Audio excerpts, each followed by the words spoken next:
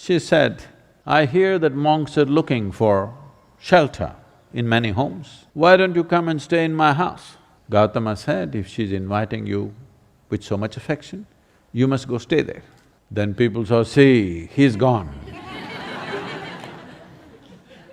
Gautama, the Buddha, with a large group of his disciples who was continuously traveling, made a rule that during the monsoon season, those 2.5 months, you can stay in the same place. The rule for the sannyasis or the monks who were with him is you should never stay in any place for more than 2 days.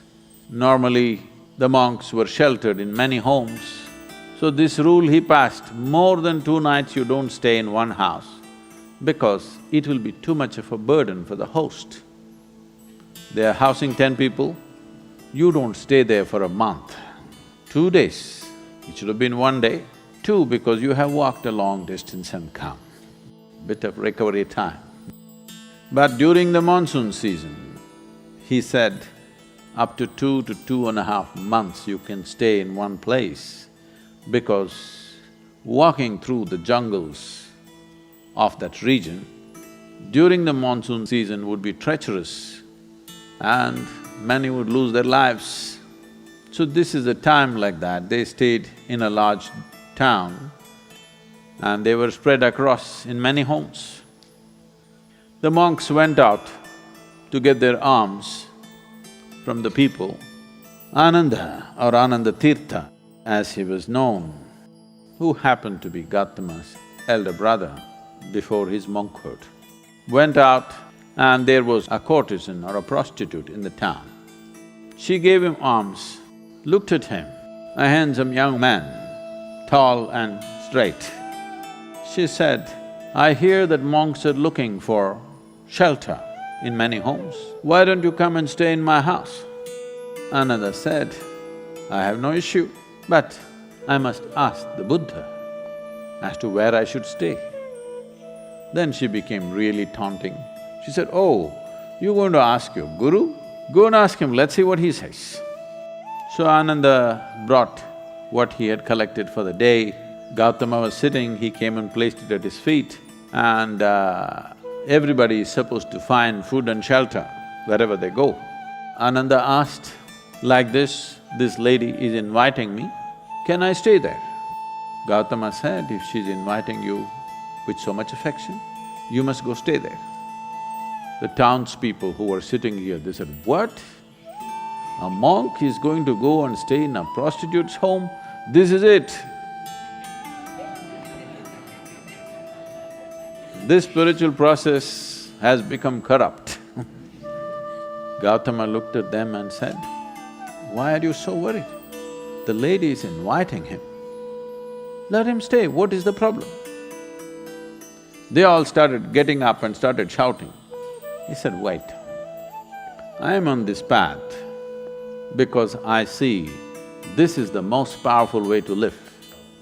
Now you're telling me her ways are more powerful than my ways.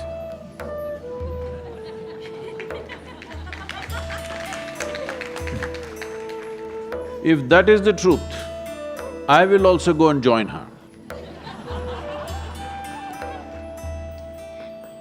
I am here because I see this is the most precious and powerful way to exist. If you think her ways are better than mine, I should also go and join. Because if you're a true seeker, that's how it should be. If you found something much higher, you go for that." Then people shouted and many of them, of course, leave. Then Ananda went and stayed with her. Monsoon time, because of rains it gets cold, monk is wearing a thin habit. So she gave him a nice silk wrap. He covered himself. Then people saw, "See, he's gone."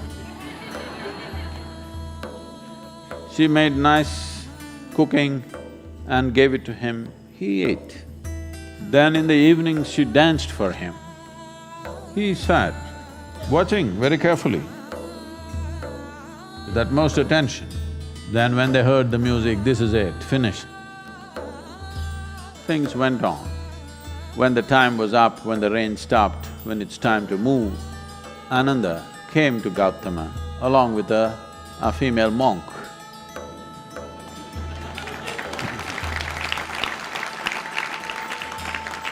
So, the power of being on the path of truth has been there, but has been many times at its height, but never got mainstreamed. I see that today, because of our ability to communicate, because of the tools of technology, the natural longing, the innate longing in a human being to find truth, this is not a thought thing. This is not something that been taught to people that you must seek truth. It is natural for human intelligence to seek what is highest. If you are given an option, any human being, given an option, either to be here or there, he will always say, I want to be there. Right now he may be caught up here, but aspiration is to go to whatever is the highest. It is just that we have to show him that there are better highs than getting drunk, there are better highs than drugs, there are better highs than being caught up in social drama, there are better highs than being better than someone else.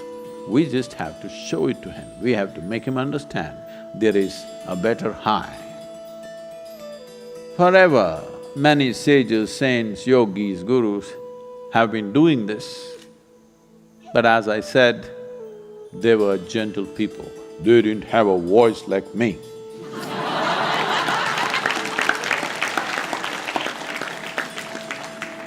They didn't have a microphone. They didn't have tools with which they could speak to somebody there. They could only speak to people here. In spite of that, they did tremendous things. For their times, many of them did tremendous things out of sheer grace and energy. Millions of people around them, they transformed. Millions of people around them, they put them on the path of truth, on the power of truth. But a time has come where our ability to communicate is such, we can make truth slip through every door. We can make truth knock on everybody's minds and hearts. Never before this was possible. Technology has rendered us to this place.